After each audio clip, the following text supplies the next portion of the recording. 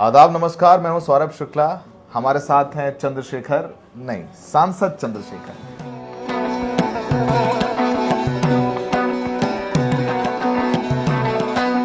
चंद्रशेखर जी, आपसे इतनी बार मुलाकात बात हुई, कहीं प्रोटेस्ट में, कहीं थाने के अंदर, कहीं एक आध बार तो फरारी में बात हुई। अब आप सांसद बन गए हैं, कैसा महसूस कर रहे हैं? यही मैं मनीष से पूछ रहा था कि क्या बदला है। जिम्मेदारी बढ़ गई है। आपको याद है जब टाइम्स मैगजीन ने मेरा नाम जो है भारत के जो है दुनिया के 100 बढ़ते नेताओं में छपवाया, किस बात पे छपवाया मुझे नहीं पता। शायद वो किसान प्रोटेस्ट की या सीए प्रोटेस्ट की या दिल्ली में गुरु रविदास जी का जो प्रोटेस्ट था या और मेरे इतने सारे जो प्रोटेस्ट शायद उनकी देन हो। लेकिन उस दिन मेरे कंधों पे जिम्मेदारी आ गई थी कि मैं इस बात को सच साबित करूं। और अगर सच ये है भाई, अगर अलायंस से मैं लड़के जीतता तो शायद मेरे ऊपर ये भार रहता कि भाई मैं अभी उस ताकत में नहीं हूँ कि अपने दम पे जीत सकूं। कॉन्फिडेंस थोड़ा सा। यस। और ये भी लोग कहते रहते कि भाई हमारी वजह से जीते, हमारी वजह से जीते। इन्होंने जो मेरे साथ किया, उसके बाद मेरे समाज ने जिस तरह से मेरा स्वागत किया वो ऐतिहासिक था। मैं कल रात चेक कर रहा था, कुछ पोटलियाँ मैंने उठा के रखी थी। आप भरोसा करो, वो नोट का वजन सामान्य नोट से जो आरबीआई से था उससे ज़्यादा है। उससे ज़्यादा का कारण ये है कि वो इतने हाथों से गुजर के आया है कि उसमें जो है बार बार मजदूरों का पसीना लगा है, किसानों के हाथ से मिट्टी लगी है। और वो एक एक रुपया इकट्ठा हुआ गांव में मेरे लिए जब मैं चुनाव लड़ रहा था। वो अम्बेडकर नगर से आया था पैसा, अलग अलग ब्लॉक से। उसमें मुश्किल से उसकी पूरी की वैल्यू होगी एक पोटली की 250-300 रुपये। उसमें 50 तो एक एक रुपये के सिक्के थे, 2-2 रुपये के, 5-5 रुपये के सिक्के। और जो नोट थे उनकी हालत ये बता रही थी कि वो नोट अगर कुछ दिन रख दिए जाए कमरे में तो सिलाब होकर वो सब खत्म हो जाएगा। इस तरह से लोगों ने मुझे प्यार आशीर्वाद दे के चुनाव लड़ाया। मेरी माएँ जो हैं मेरी सभा में पैसा लेके बैठती थी कि चंद्रशेखर को पैसा भी देना। ये बात भी आम हो गई थी कि वो वोट तो मांगेगा ही लेकिन पैसा भी लेगा।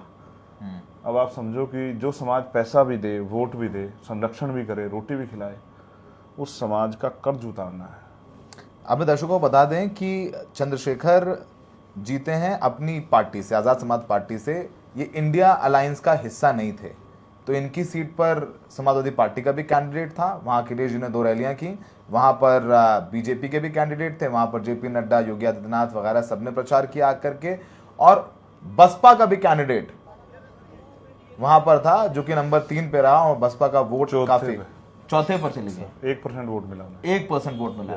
तो अब आपके लिए चुनाव डू और डाई इलेक्शन था। वैसे आप ये बात डू और डाई इलेक्शन था क्योंकि सबकी नजरें आप पर थीं। आप पर बहुत सारे लांछन मिलेंगे। कभी किसी ने आपको किसी की बी टीम कहा, कभी किसी ने आपको किसी और की बी टीम कहा। आज उन आलोचकों को आप क्या कहना चाहेंगे? बी टीम अब ए टीम हो गई है। देखो, पहली बात तो ये 2022 का जब चुनाव था, आपको हमारी काफ़ी बात हुई तो मुझे समाज ने कहा कि इस बार हम बहन जी को चीफ मिनिस्टर बनाना चाहते हैं तो आपका साथ नहीं देंगे, लेकिन अगली बार आपका देंगे। उसके बाद के मैं चुनाव पे बात करूँ तो खतौली चुनाव हुआ। लोगों, मेरे समाज ने, बहुजन समाज ने, मुस्लिम, दलित, पिछड़ों ने मेरे कई से वोट किया और जो सीट 3 बार नहीं जीत पाए थे वो सीट जीते। फिर घोसी का चुनाव हुआ, वो जीते, तब हम अलायंस के लोगों के साथ थे। फिर मैनपुरी का चुनाव हुआ, वो भी जीते। उसके बाद मध्य प्रदेश और राजस्थान का चुनाव, आपको याद हो मध्य प्रदेश में भी हम कुछ ही 10-11 हज़ार से एक सीट जो है जीतते रह गए। बहुत सारी सीटों पे हम अच्छे नंबर लेके आए, लेकिन राजस्थान में तो हम कई सीटों पे 5-5, 4-4 हज़ार से बहुत करीब से हारे। अगर कुछ वोट ना काटे होते कुछ पार्टियों ने तो वहाँ भी आज हमारे 3 से 4 MLA होते और हमें लगभग 30 सीटों पे 4 लाख के लगभग वोट मिला। तो लगातार ग्राफ बढ़ रहा था। अब जरूरत थी एक पुश की कि एक संवैधानिक पद हमारे हिस्से में आए संघर्ष से, और वो ऐसा हमारे लोगों को कहना कि वो आपके जरिए ही आना था। कुदरत ने तय किया था कि चंद्रशेखर आज़ाद के जरिए ही वो रिजल्ट आएगा, और वो रिजल्ट लोकसभा में नगीना के जरिए मुझे आधार बना के, जबकि उसमें मेहनत हमारे पूरे देश का जो संगठन है, हमारे जो टॉप लीडर हैं, लीडरशिप है, सब ने आके मेहनत की और इतनी मेहनत थी, 1 महीना आदमी रोजे रखता है ईद के त्यौहार के लिए, लेकिन कोई ईद पे भी अपने घर नहीं गया, सब लोग वहीं डटे रहे। उन्होंने कहा हमारी ईद तो 4 तारीख को होगी। इस उनके मन में ये करो मरो की फीलिंग थी कि भाई हमें साबित करना है कि हम किससे कम नहीं है। अलग है कि हम साधन हम पे कम है, ये अलग है कि हम पे उस तरह की जो है हमारे पास नाम नहीं है, पोजीशन नहीं है, लेकिन हम किससे कम नहीं, क्योंकि लोकतंत्र में रानी का बेटा राज नहीं करेगा, राजा वो बनेगा जिसको जनता वोट देगी, जिसको जनता इस पर भरोसा करेगी। आपकी बात से याद आया, आकाश आनंद आपकी सीट पर प्रचार करने आए थे, जो कि बसपा के उत्तराधिकारी थे, मायावती जी के उत्तराधिकारी थे, बसपा के लिए प्रचार कर रहे थे, मायावती जी के भतीजे हैं। उन्होंने कहा था कि आपकी जमानत जब्त हो जाएगी। ठीक, कुछ कहना चाहेंगे उनके बयान पर? नहीं, जिनसे संघर्ष होता है उनसे समझौता नहीं होता, जिनसे समझौता उनसे संघर्ष नहीं होता। भाई है, छोटे भाई हैं, और बेंजी ने कहा है परिपक्व हैं, अभी नादानी में बोल गए। आप परिपक्व? हाँ यही कहा, हाँ, आपने आप ट्वीट में पढ़ा होगा सब लोग। आप परिपक्व कहा ना कि भाई Immature। हाँ इनमेच्योर, जब तक मैच्योरिटी नहीं आती तो ठीक है, किसने समझा दिया होगी, ऐसा कह दो चंद्रशेखर। देखो मैं फिर कह रहा हूँ, नुकसान हो गया उससे। समाज मुझसे बहुत प्यार करता है, और वो इंतजार कर रहा था कि एक आबादी आदमी, क्योंकि मेरे पीछे कोई विरासत नहीं है, मेरा कोई गॉड फादर नहीं है, अगर कोई है तो डॉक्टर अम्बेडकर की लेगेसी है, माननीय काशीराम साहब की लेगेसी है, उनके विचार है और भारतीय संविधान है। यही मेरी ताकत है। अगर मेरी असल ताकत है तो भी भीम आर्मी है। वो एक ऐसी सेना जो मेरे एक इशारे पे कुछ भी कर सकती है, और देश ने देखा है। आपको 2 अप्रैल 2018 याद होगा, आपको दिल्ली का रविदास गुरु घर का आंदोलन याद होगा, आपको सीए का प्रोटेस्ट याद होगा। ऐसे कितने प्रोटेस्ट हैं जिसमें मेरी एक आवाज़ पे देश बंद तक की नौबत आई। तो अब जरूरत थी एक रिजल्ट की। हाथरस सब कुछ आपके सामने, सरकारों को मजबूर होना पड़ा। तो ये ताकत भीम आर्मी की ताकत है। मैं भीम आर्मी के कार्यकर्ता का धन्यवाद करता हूँ। उन्होंने इस दिन के लिए बहुत आंसू बहाए हैं, बहुत जुर्म सहा है, लाठियाँ खाई है, जेलें काटी, लेकिन डटे रहे वो लोग। अब आप मेरे ऊपर, उनको इस आंदोलन पे और माननीय काशीराम साहब की इस बात पे भरोसा था कि मुर्दा लोग मिशन नहीं चलाते, जिंदा लोग रुकने नहीं देते, तो उन्होंने रुकने नहीं दिया। आज उसका परिणाम ये है कि जिसको रोकने के लिए चारों तरफ से घेरा बनाया गया, वो सारे घेरों को तोड़ते हुए अभिमन्यु तो 90 उसमें आके, 9वां चक्र था, 9वें चक्र में आके, 7वें 9वें चक्र में आके अभिमन्यु बेचारा आखिरी चक्र में आके टूट गया, क्योंकि वो जानता नहीं था। यहाँ तो मुझसे पहले हमारे लोगों ने बहुत मेहनत करके सब कुछ अच्छा बना के रखा। मैंने तो सिर्फ, मुझे जो काम उन्होंने दिया वो किया। हमारी पार्टी ने बहुत अच्छी पॉलिसी बनाई, बहुत अच्छा मैनेजमेंट था, और उन्होंने साबित किया कि भाजपा को रोका जा सकता है चंद्रशेखर की मदद करके। अब आप लोकसभा में होंगे, नाउ आप लॉ मेकर हैं, तो आपकी प्रायोरिटीज क्या होंगी? इसमें सवाल ऐड कर देता हूं, क्योंकि चुनाव के दौरान कई बीजेपी के सांसदों के बयान आए, जैसे अरुण गोविल, वो भी लॉ मेकर हो गए, उन्होंने कहा कि 4 सीटें दीजिए तभी तो संविधान बदलेगा। या लल्लू सिंह चुनाव हार गए फैजाबाद अयोध्या से, उन्होंने संविधान बदलने संशोधन की बात की। ज्योति मृधा ने बात की।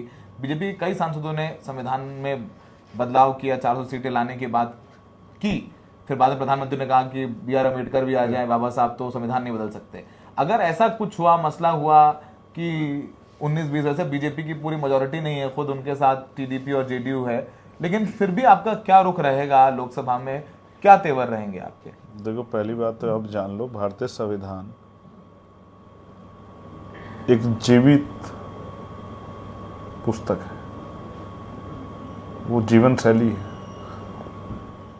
वो इस देश के अरबों लोगों के खून में बहता है, वो इस देश की आत्मा है, उससे कोई छेड़खानी करेगा, इसको किसी भी सूरत में बर्दाश्त नहीं किया जा सकता।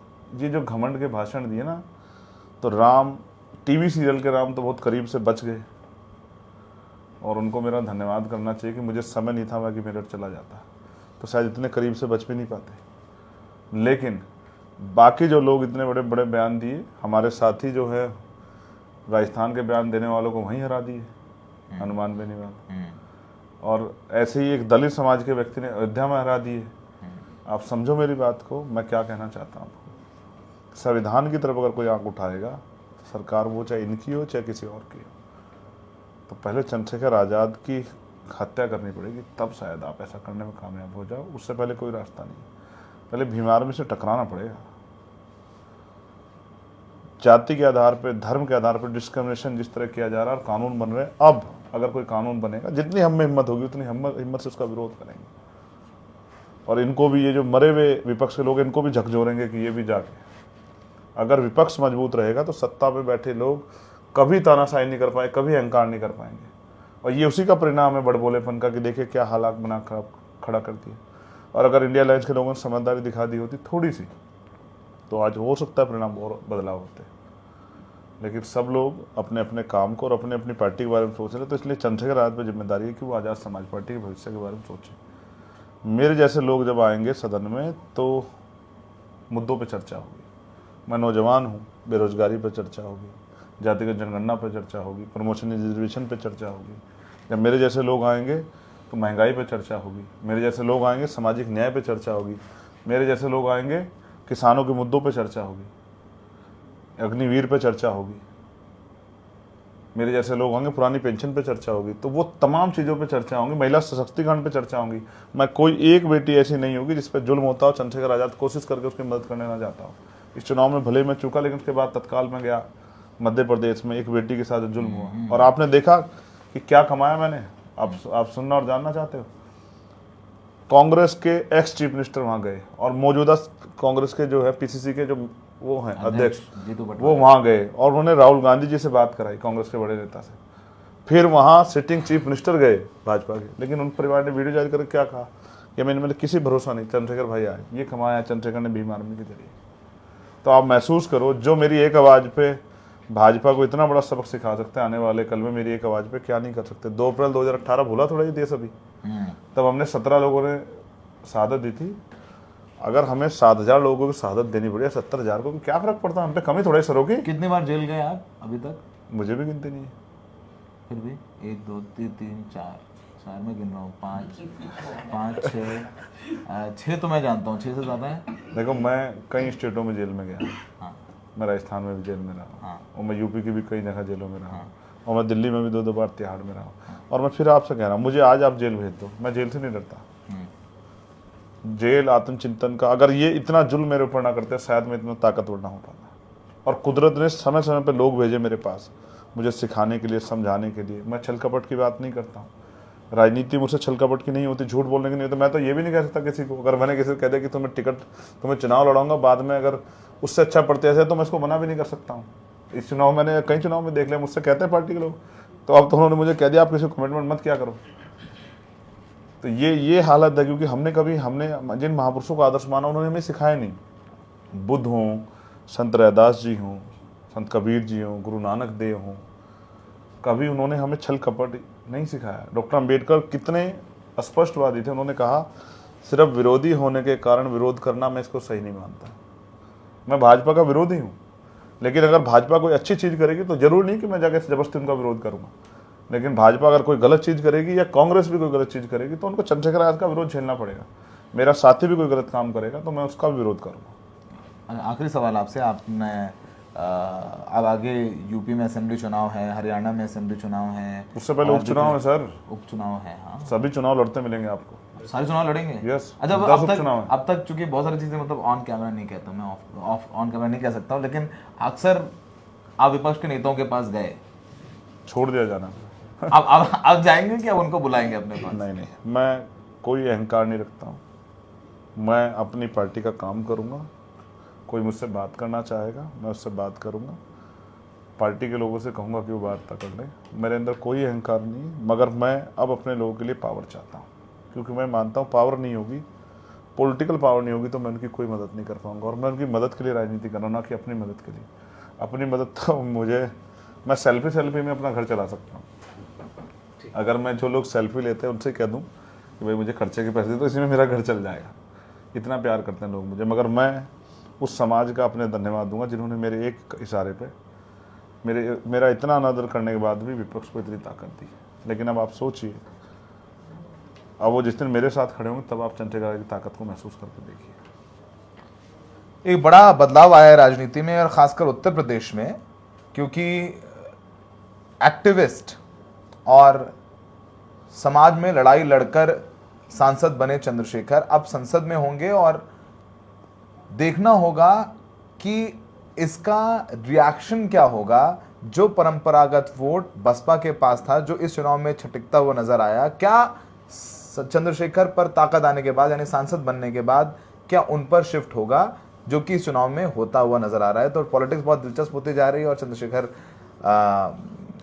के तेवर भी इस लोकसभा में देखने वाले रहेंगे। बहुत बहुत शुक्रिया।